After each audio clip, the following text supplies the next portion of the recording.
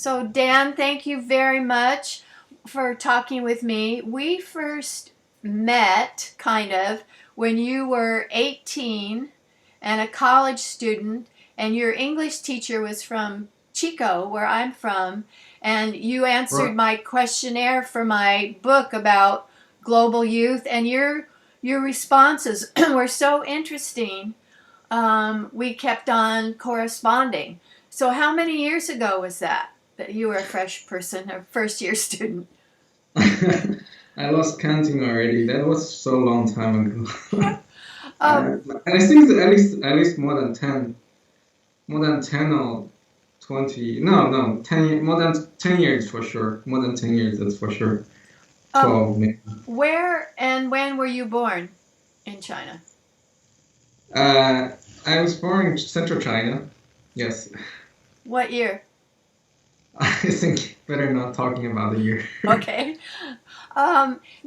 Excuse me. In China, there seems to be a big separation between the big industrial cities along the coast and the interior. Is there kind of a feeling that the coastal cities are more progressive or get more goodies? Is there that kind of central coastal split or not?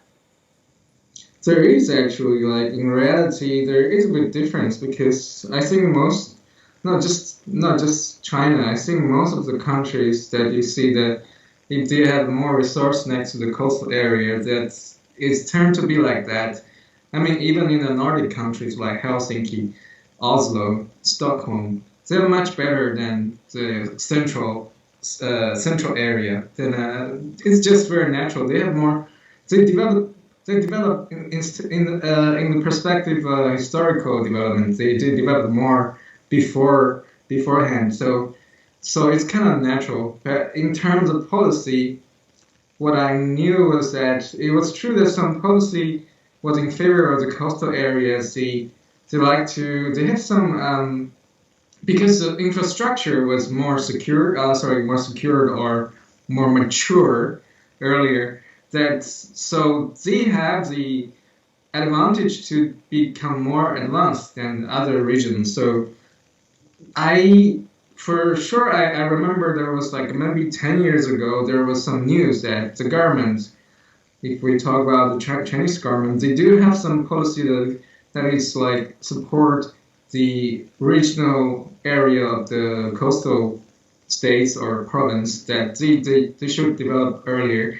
And then the philosophy that they develop earlier, then they help the other states to get better and better. So like they're helping each other. So that's it, if that's what we're talking about. It's kind of the dynamic is a bit different than it's richer in the coastal area. And to be honest, like in reality, it is true that it's a little bit poor in the desert area, like for example, central or western China. I've been there. I saw it with my own eyes. But also because they have less resources and the weather is really harsh there. They're in a desert area, and there's a lot of measures were taken care of, like the government transfer the water from the coastal area and from the Long River or Changjiang to transfer the water to the desert area. But still, because the differences it looks very different, and apparently, and they're trying to do all ways to help them. I think, but still, you can't neglect the development for like the coastal areas. They have been developed more for centuries, even before there is a government. Right. Um, China has this phenomena of huge rural to the coastal cities migration. People can't make enough money in their farms, so they send their younger people go to work in factories in the coastal areas. But they can't bring their kids because you have to go to school where you were born. Is that right? Um, I think they have this resident record that's the saying that has some restriction. I think that used to be a problem. It used to be quite a problem because, and it's not really like people were sent to the coastal areas to find jobs. It's just that the more backward area they have less job. So the developed area, like in the coastal area, they have more opportunities for jobs. So this it's voluntary. People just they rush to the big cities to find jobs. It's not like the well, yeah. Some of them they are looking for a better life there. They want to go there. They either find a job and find a partner to stable there, and it's like immigration in some way for a better life. But some of them just want to find this opportunity to get some money, and then they might go back to open their own shop to have their own business. So they want, and usually the salary in the coastal areas is much higher than the middle or the western China. So that would be the reason that people go there. And for I think for the past decades, or I think maybe before like 10 years ago, there was a big problem that yes, this resident record, where you were born, you were supposed to go to the school in your region.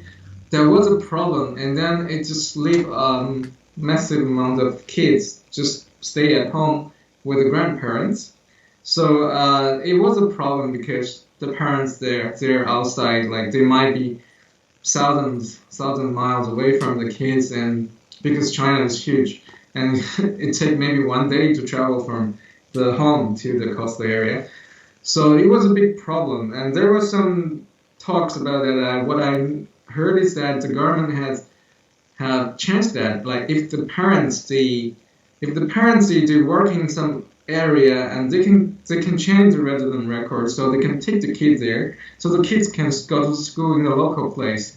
So the restriction has been lessened. So they are trying to make people have a more convenient life. It used to be yes, like I think maybe before 15 years ago or 10 years ago, it has a really strict. But now I don't think it's still the same case that people like the kids can still go to the parents' city. They are like you can still go to school. I think it's less and less problematic than before. But if you're working in a factory, the working hours are really long. I mean, it's not like 8-hour days. So I wonder if they have developed childcare for the kids whose parents are working those long hours.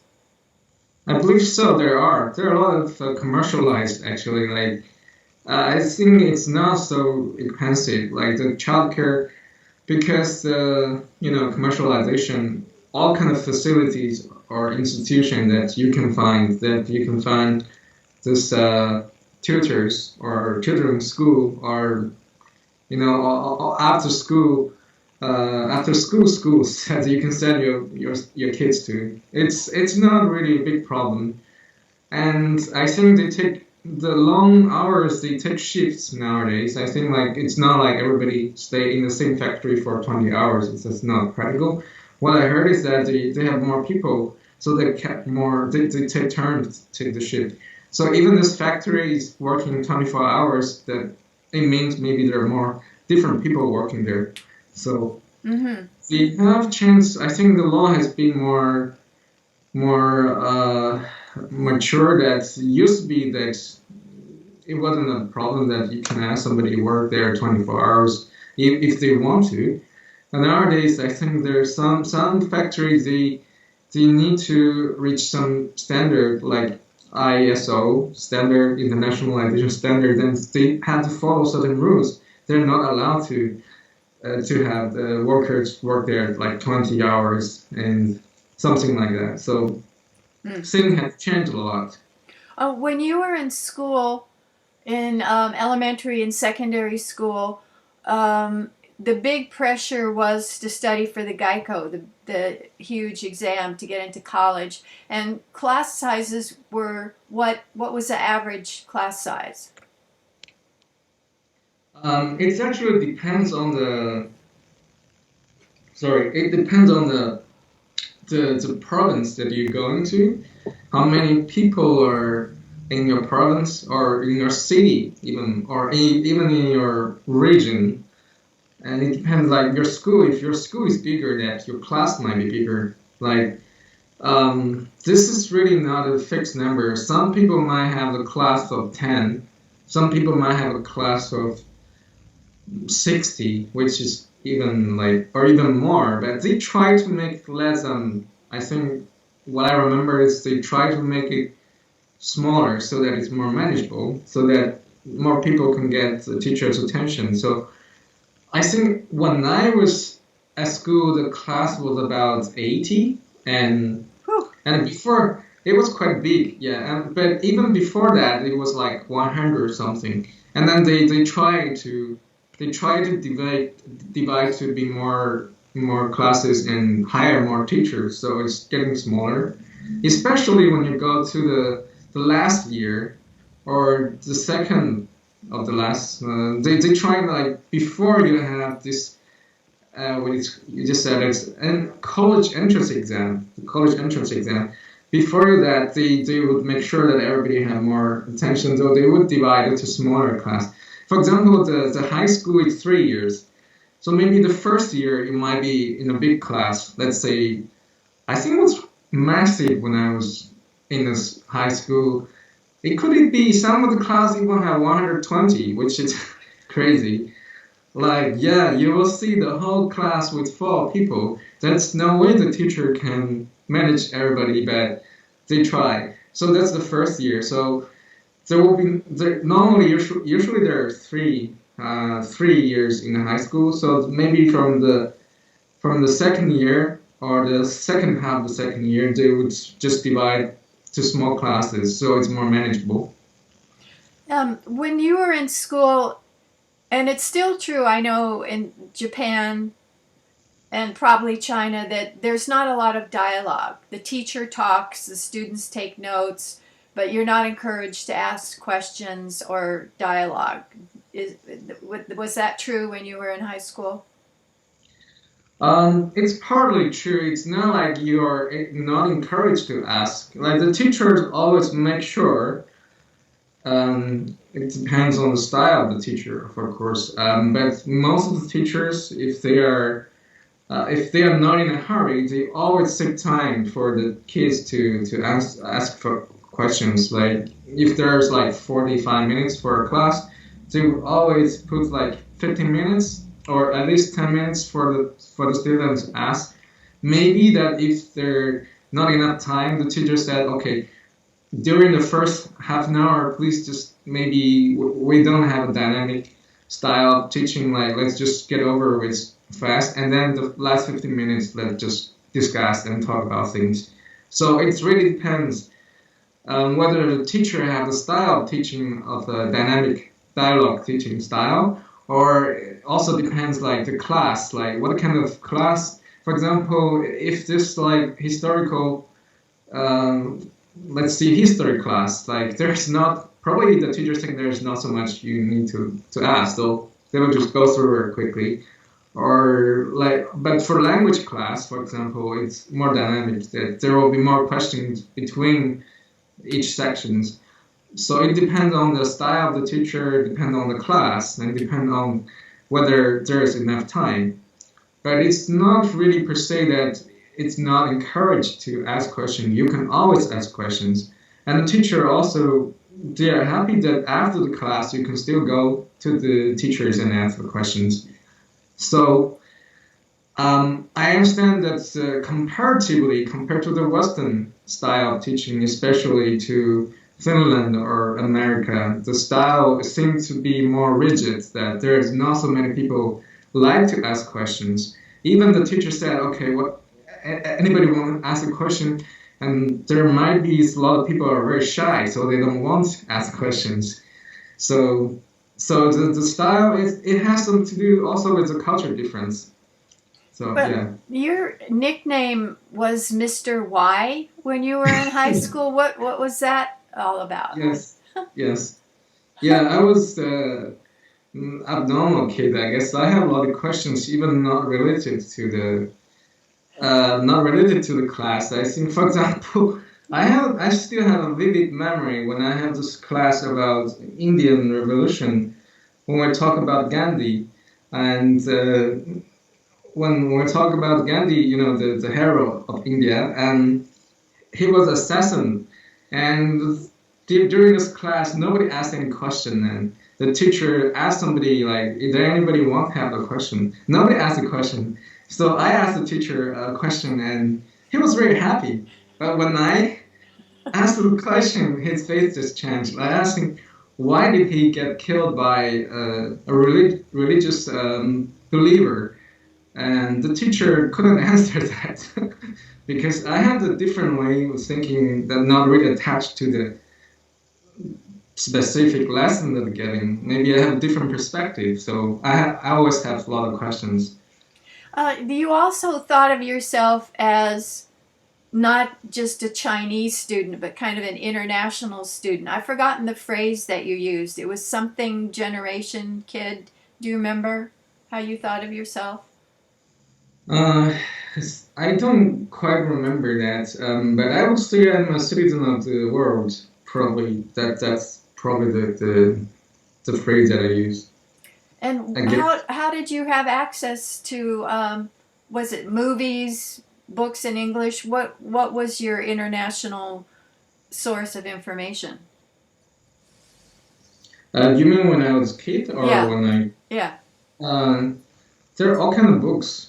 I was particularly nerdy about science books. There's all kind of books, and there was a flood of international books that either with original copies or with translations or sometimes bilingual. So I was lucky during my childhood. There were a great access to great amount of good books, so that it's opened up my horizons and also for TV shows.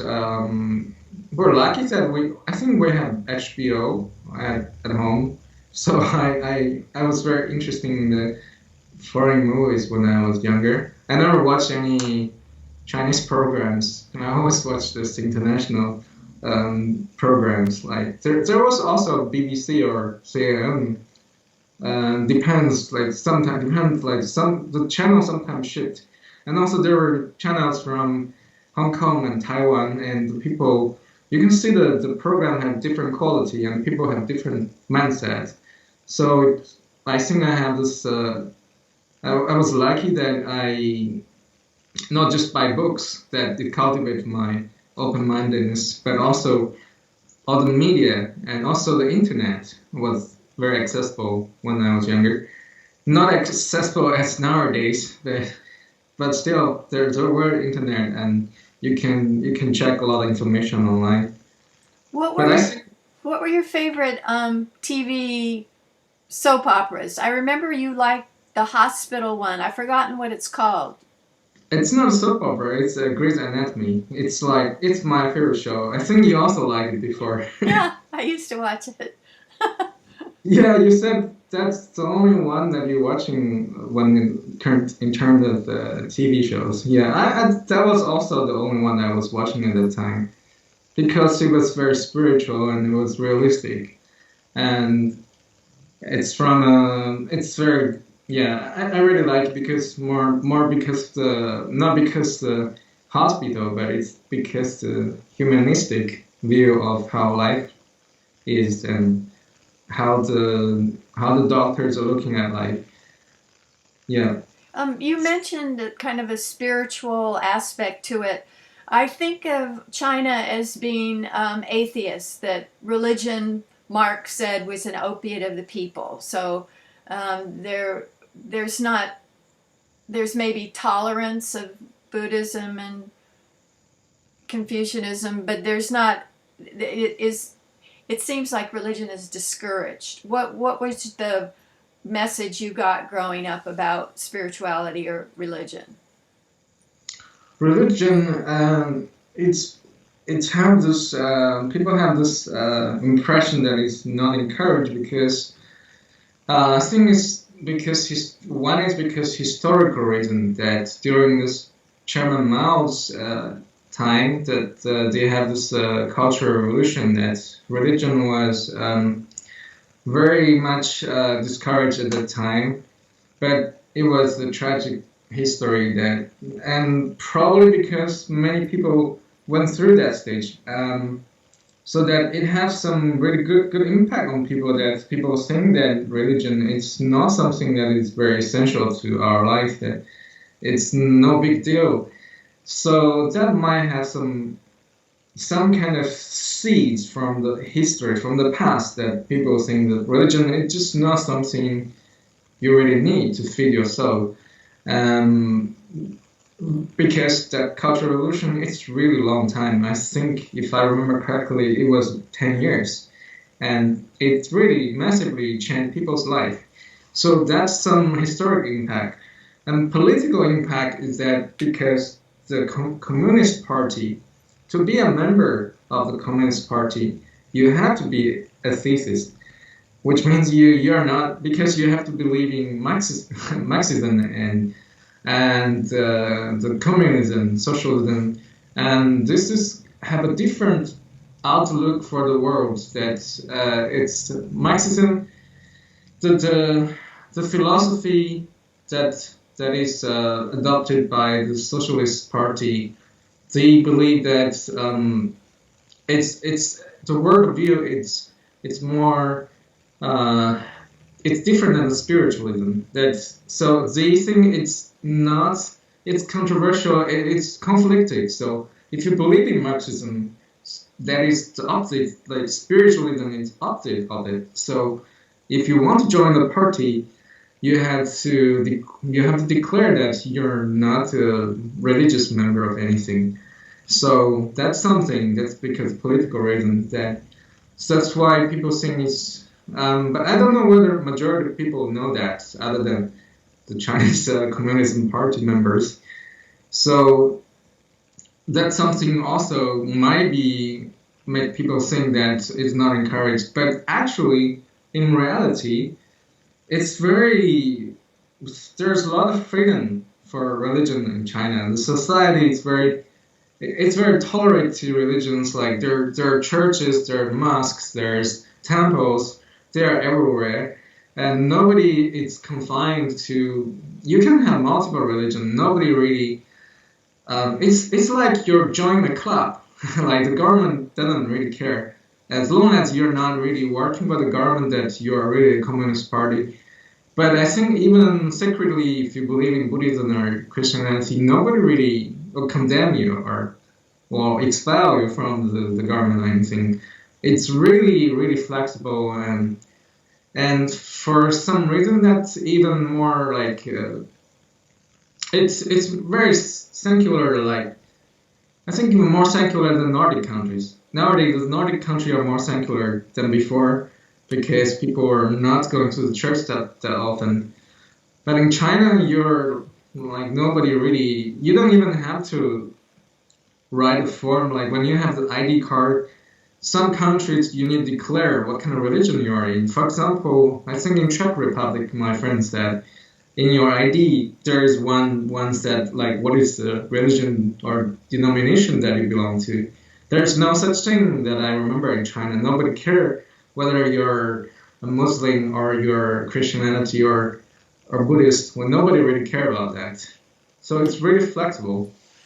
To be in a high position of a government agency or a government-run business is, I'm assuming that you have to be a party member to get ahead. Is that right?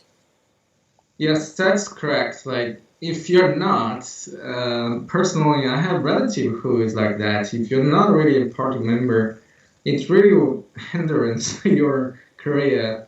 That if you really want to climb the ladder to go to be a top officer, like you need to, like, because that's like the background that you can check. If you are a member, that's well, at least that's what it's like before. And I'm not sure nowadays people still think that way.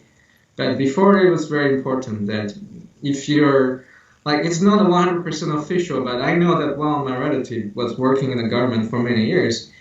but for some reason he just never get promoted. So there's always some reasons. Mm. So it's like maybe it's not 100% important that if you're not really part of the member, and yeah, well, maybe it's have some impact on your life. Right. To finish with your education, Geico, the college entrance exam is huge. People want to go to college, study and study and study, and if they don't do well, there have been suicides and major depression and that kind of thing. What was it like taking the test? Is it 3 days and then the airplanes aren't allowed to fly over the area where the Geico's being given? It's a big deal in China. It is. It is. I believe it's the same in Japan and in Korea, at least South Korea. India. Yeah, I think there's the same kind of culture going on for that because it is very important. That it's very stressful. Like when I was younger, I think I even have a lot of physical health problem because of stress. That when you were younger, I mean, you are not really aware of all this stress you're dealing with. It's but your body might be honest at telling you there's something wrong, but some people say, for example, me, just like there's no choice. You have the only way to go is go through it with it. You have to go through it. So you have to keep your head on and march through it, and you have to do your best. And there is a lot of stress over it, yes, and. It was. I remember you Well, saying that you had to, like, if it was a botany question, you had to identify the species and where it was found. And I mean, there's an incredible amount of memorization and detail that you had to learn. yes, I think that's thing like to be the educational style in the old times. I think nowadays it might change a little bit. That they will give you the quiz for choice with choices. You don't have to remember everything. You can have like A B C D E. That's so it's really help a lot that you don't have to memorize a lot of unnecessary things. So that really helps. Like maybe in the old times that you have to fill the blank. Is that So what you you, had when you took it? Did you have to fill in the blanks? when I was having that, there's a proportion. There's might be 70% of the choices quizzes, and then there will be maybe 20% that you have to fill the blanks. That's something you really need to remember. But this nowadays, I'm sure, like some of the exams could be even 100% choices quizzes that you don't have to remember much. You just have to know that what is not the right answer. Then you can even eliminate the wrong answer and get the right answer. It's really depend the class. The The subject you're subject. taking. And did you have English and Mandarin questions? Did you Uh, for the exam, or was it for all in the Mandarin? Actually, there is the entrance exam consists of many subjects. So when you have the English exam, everything's in English. All the questions in English, you have to answer everything in English, just like what you do in English-speaking country. And then you have the Mandarin exam, which is basically have the same level. They have the same scores. Like I think back then it was 150. So it was 150 for English exam, 150 for Mandarin exam, 150 for mathematics. So that's like the big three subjects. And then you might have 100 for politics and 100 for geography and 100 for, and then they compile all this score together as your final scores for the entrance exam. So that could be add up to like 700 scores or 800 scores totally, and then you use that the one that's the final result be for all the scores of all the subjects, and then it's considered as your.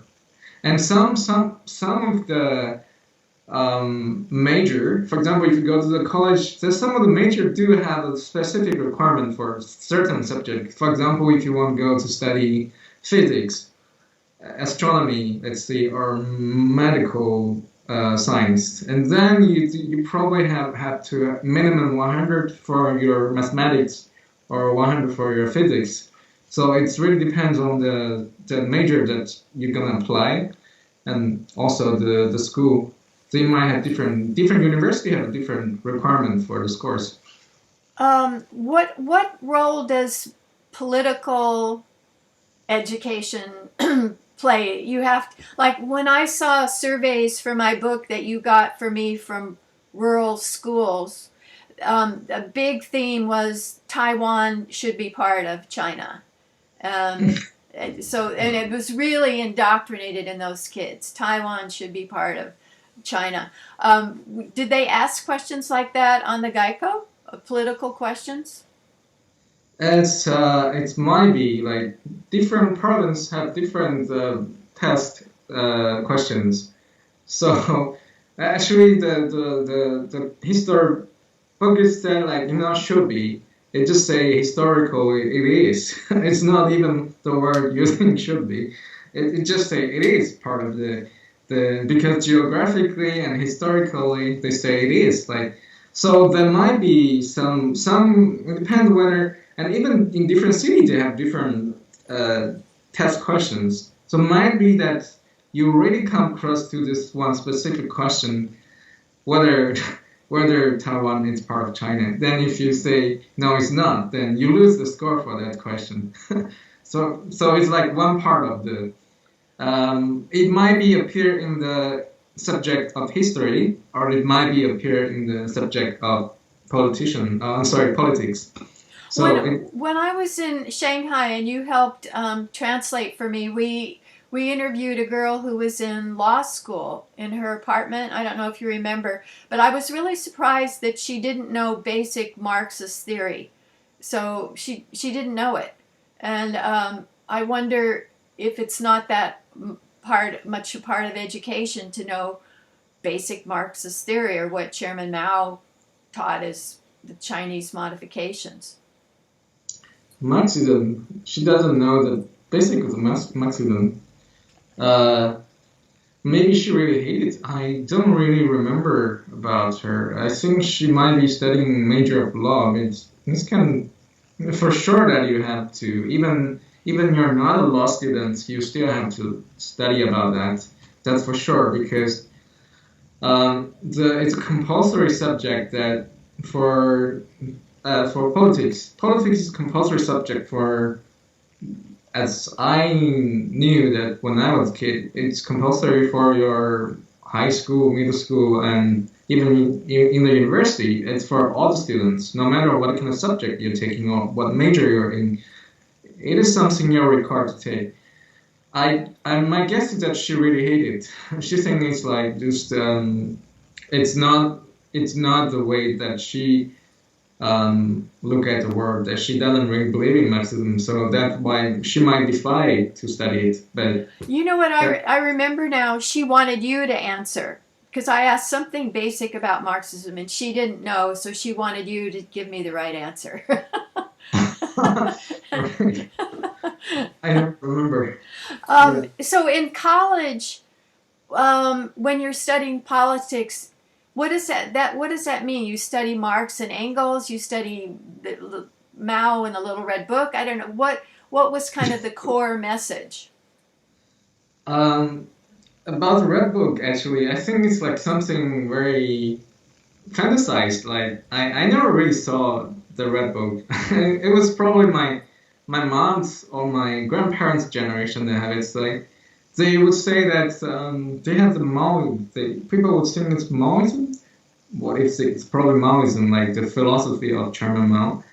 That you have to learn all the philosophies, and in some way, it's really nice that you have to learn historically, Marxism and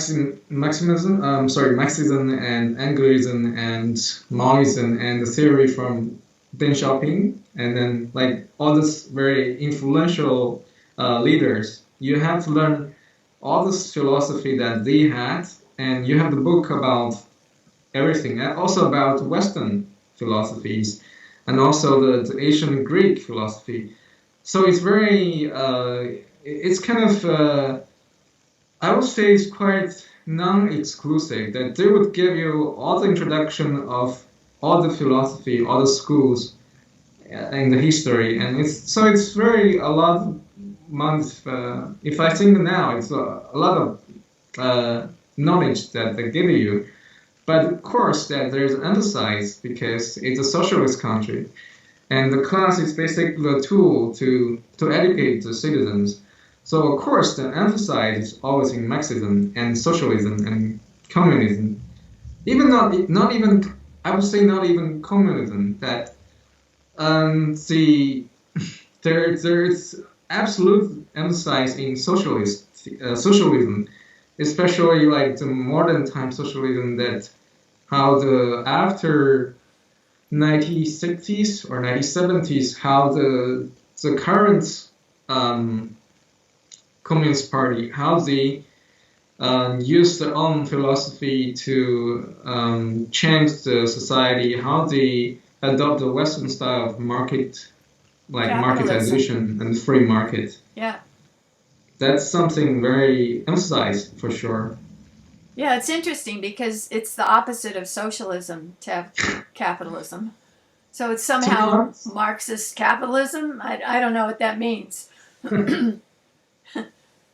for theory, yeah, but in real life, it's more capitalist now. But I really like you have to. For example, there's a principle.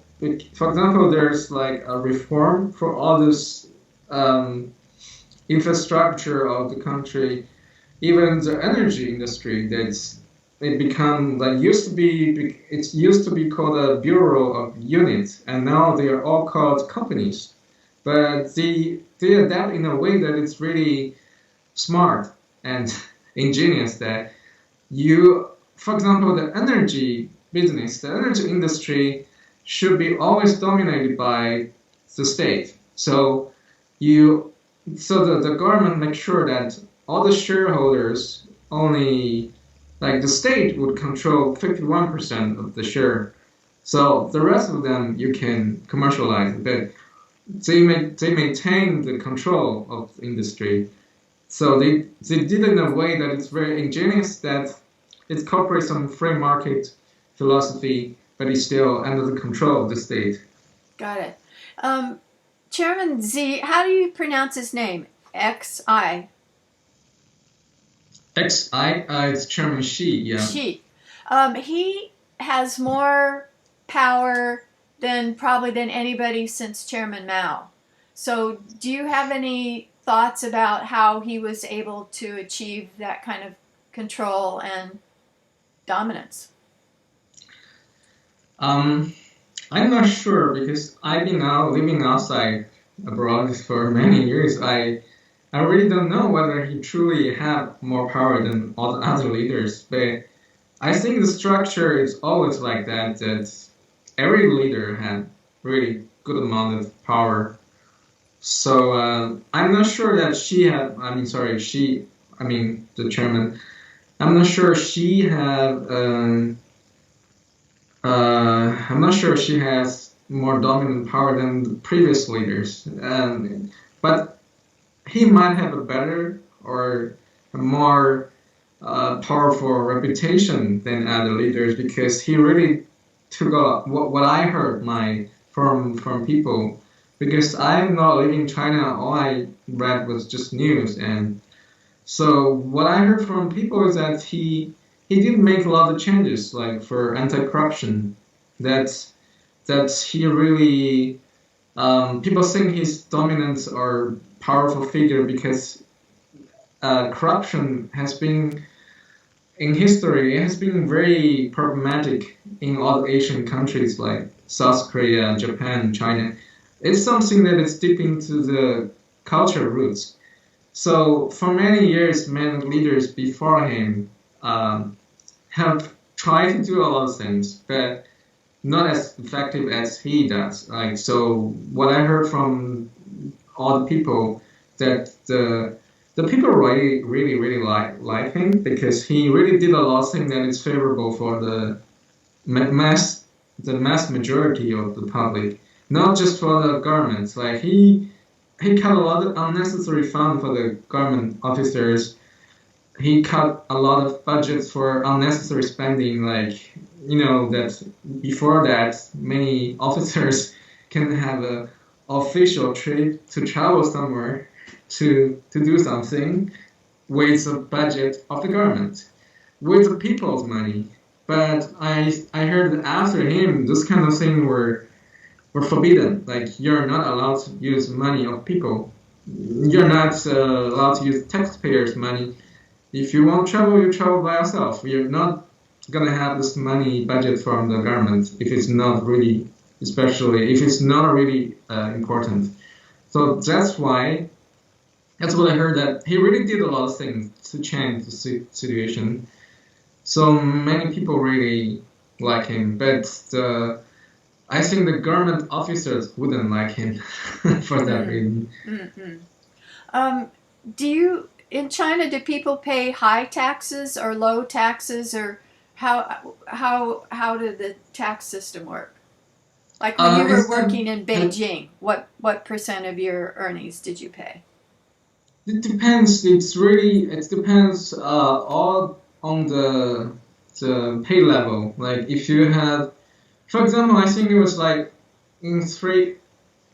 If your salary, your monthly salary, usually before that it was like you pay every month. So if your salary if less than 3,000 RMB, which like 3,000 yuan, then you don't have to pay tax, I think. And then if you higher than 3,000, it's like hierarchical system. Graduated. Yeah, it's graduated. So the more you earn, the higher percentage of tax you need to pay. So for example, somebody who's cleaning the toilet, who is a cleaner, then he had really small amount of salary a month, then he doesn't have to pay tax.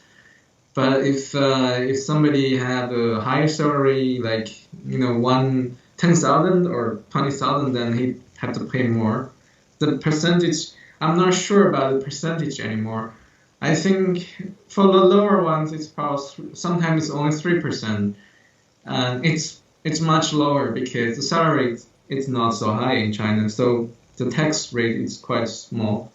But I heard nowadays, since last year, I think since 2 years ago, they changed the system. Now it's very similar to the Western tax policy, that it's accumulated. For example, this whole year, like in the past time, it's like they only calculate how much you have to pay in every month. So for example, maybe this guy in this month he only get a small salary, but maybe he get a big bonus in the Christmas or New Year. But nowadays they calculate in a way that it's accumulates from one month to for the whole year. So they calculate how much you earn for the whole year, and then if you make a big amount of income for the whole year, then you still have to pay certain amount of tax. So they're trying to make it more mature, to avoid people who are trying to avoid tax. So they're trying to change all the time. What you went to graduate school in a Nordic country. Why did you pick that country, and what was the culture shock? What did you experience? Why did I pick? Yeah, I picked up Finland because actually I think there were two reasons. I always been really liked the Nordic countries. I heard about the Vikings when I was a kid, but more importantly, the Norse mythology about Odin and the Nordic the tree of, I don't remember the tree, but all the mythology is very fascinating since I was a kid. I think it has some kind of impact on me, and also it was you who recommended me strongly about Nordic countries that I should look into, because they have a different system that is more free. You have much more freedom for academic. So I really look into it. Like I did some research. They do have really flexible academic freedom. That's also account for a huge reason why I choose to study Nordic because you're allowed to study anything. You have absolutely freedom for even planning everything. So that's came to the point where maybe I would like to talk a little about how you what it's like to go to school in Finland, especially for the bachelor level. For the bachelor level, so you're in the higher education level, you have absolute freedom to do anything you want. You don't have You, prerequisites like here. You have to take some science, some language, some math, some political science, history. You don't have those kind of requirements in Finland. um, you have some requirements for specific subjects. If you study, for example, if you study mathematics or physics, there are few core subjects that you have to take the credit. So, but within the big frame, what I think that My cat come to say hello. okay, yeah. So you have freedom, but like there's few subjects that it's recommended that you need to take. Oh, beautiful cat. Hello. So you have to take certain subjects for certain majors. It's recommended, but I don't know whether you are 100% like you need to take them because if you have when I see absolute freedom, there is absolute freedom because if you can negotiate to the school that you think that you're not taking this subject, that you like other subject more, if you negotiate, and if they think you have a really substantial negotiation with them, they would allow to do that. For example, I have some friends who study, I think, chemistry, but she just took a lot of class from other, maybe physics or maybe even astronomy. You're not confined to just take class from your own major. You can have a like a broad term which major you're in, but you can take all the class in the university. Any class you're free to go. You're welcome to go. And if you talk to the teacher, you can get credit for it, for And sure. there's no tuition, right? And as a No, footnote, is there tuition in Chinese universities? there is tuition in Chinese universities. For I think they get rid of the compulsory tuition some years ago. So from the primary school to mid school, I think it was free. High school, I'm not totally sure. But the tuition is quite small. But university tuition was a big deal. It's probably the most expensive tuition fee during the school during your school years. So that was quite expensive. Depends on the university also. If you go to a really really good university, the chances are the it's opposite that if you go to a really top university, your your tuition is really small. You pay like 300 euros or $300 something for a year. Oh, it's But nothing. yeah, that's like not so much. But actually, at that time, I think like maybe 10 years ago, that's still quite a lot. Like it's not really a big deal compared to some university. Like if you go to a really bad university, which is purely commercialized, then you have to pay like maybe 1,000 or 2,000 euros or $2,000. So it depends, like because the good universities they are funded by the government. That's why you pay a really small amount of tuition. Uh, And but in Nordic countries, all these universities were funded by it's everything's paid, including me. I was lucky that I was a government student, so I don't have to pay anything.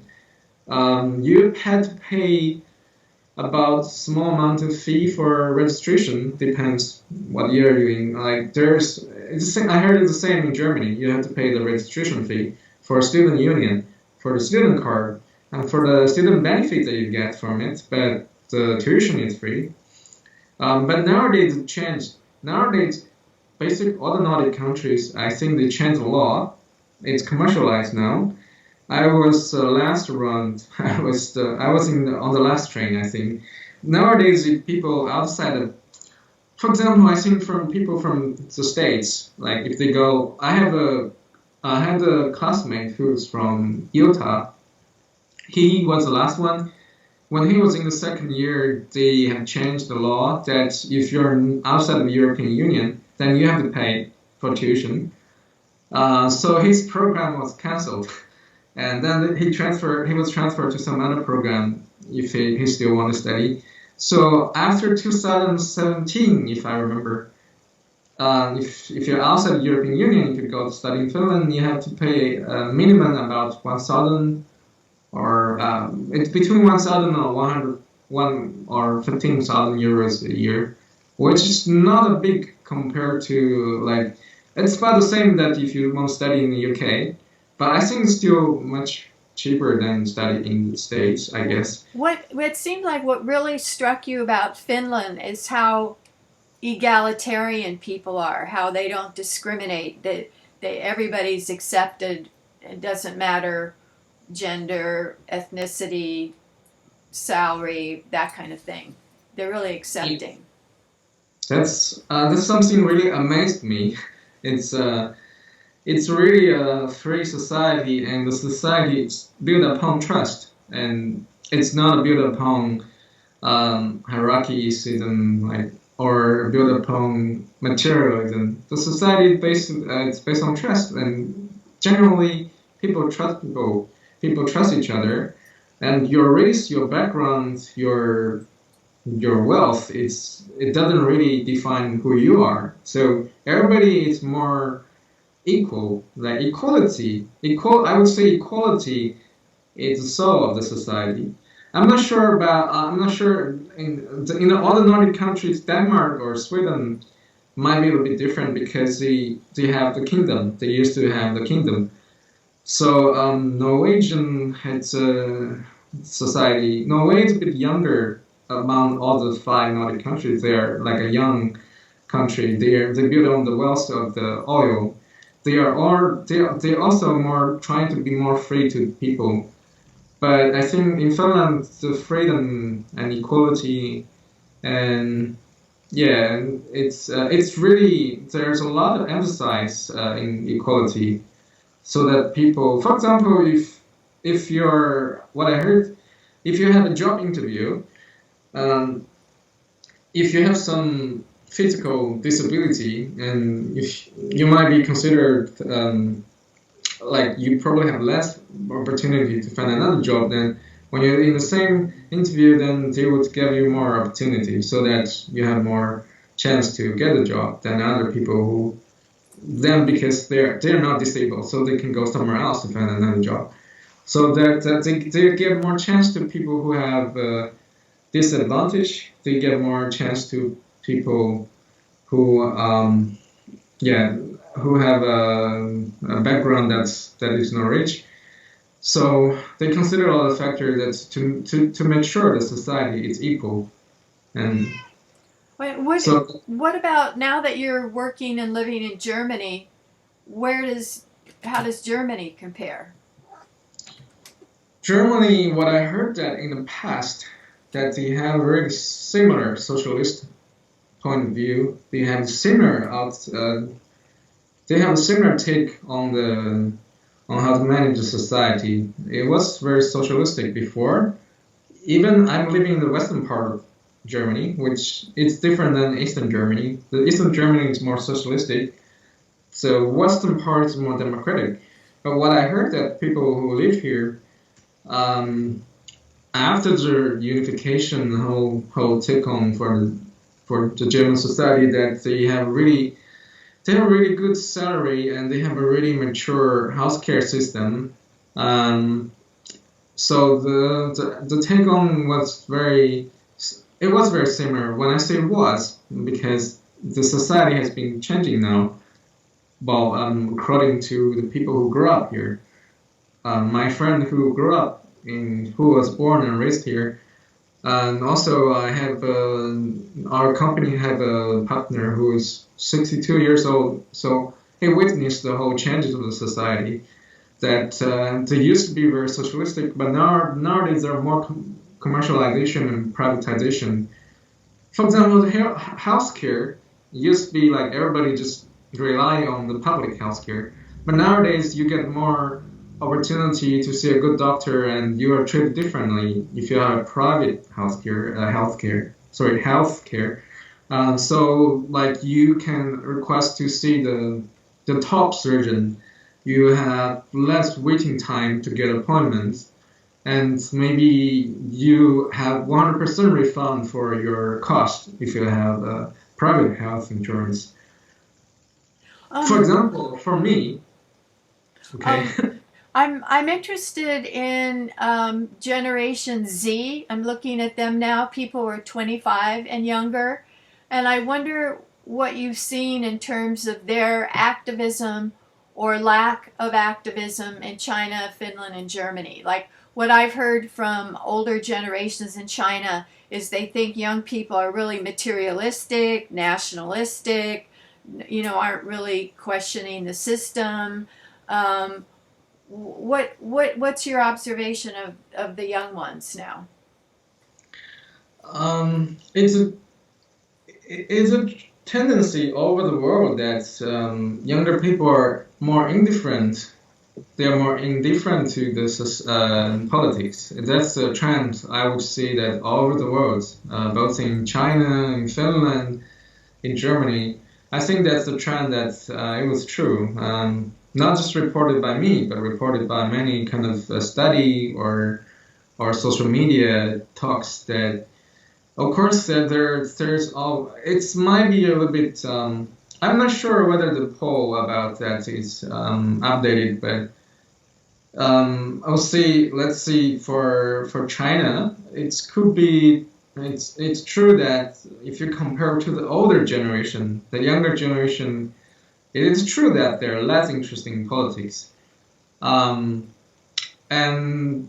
sadly, because the global commercialization and capitalism, that it is true that the younger generation are more materialistic. There are also some people who trying to be spiritual, but because the society had massively changed compared to the older generation, money is an issue for example, maybe for our parents' generation or grandparents' generation, they were taken care of by the state.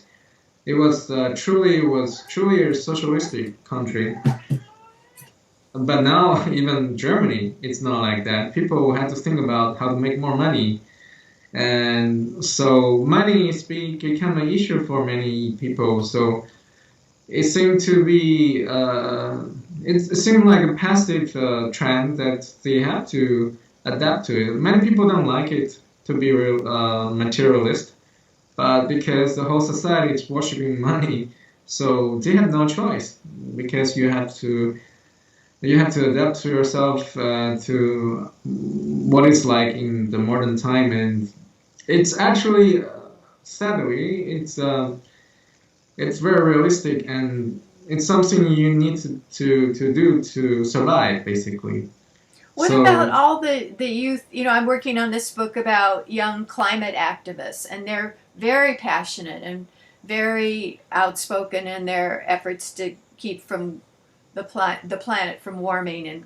And so there are youth like that who are very adamant about we've got to work hard to protect our future and the planet. For the environmentalists, are we talking about Nordic or Germany or China?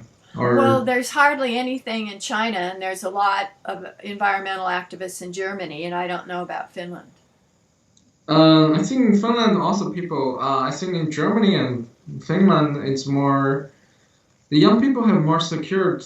They have the social system that if you don't have a job, that you might you get the subsidy, unemployment subsidy from the government. So the younger people have more security than the Chinese. The Chinese, it's not like the Chinese young people, young generation. They really, it's like they're.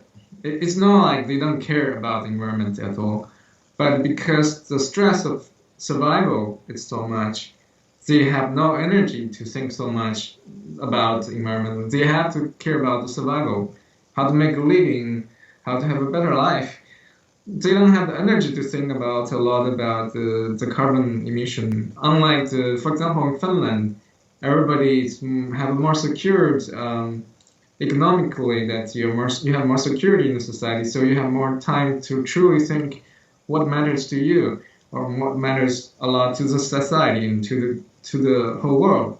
So generally in Finland and Germany, I'm not sure about Germany, but in Finland, people really had more time to think about how they want to spend the life and what is really important, truly important to the life, and they're trying to explore the meaning of life. So they have a lot of energy to put to protect the environment.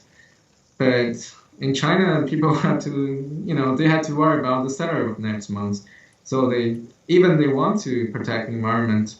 The power is just very limited. Mm. Um, is there anything else that you'd like to add that we haven't discussed in terms of your travels around the world, being a multicultural citizen of the world, Mr. Y? So, um, anything I will add to, um, I think all the world that I traveled to, I mean, I feel like something maybe that connect to what we were talking about is just the global trend of commercialization. Even like the Nordic countries and like the societies stepping into another era of everything trying to be privatized and everything is going to be commercialized, and the market is more important nowadays. That there used to be, it's kind of a tragedy that there used to be that we have more time to think about humanity, about the world, about environment. But nowadays, and it's a trend that I think the Nordic have had a lot of resistance to it, but still it's coming to there. Also Germany, that's my friend who said that it's the German society is also going that way. It's become more commercialized. That everything's more like you have to buy. He said sometimes he wondered why that he has the compulsion to buy so much stuff he doesn't need, and why is everybody just become a slave of materialism nowadays? That's something, yeah, something that seemed like a big trend, which I don't really like, but it seemed to be there. That's something. Interesting. Thank you.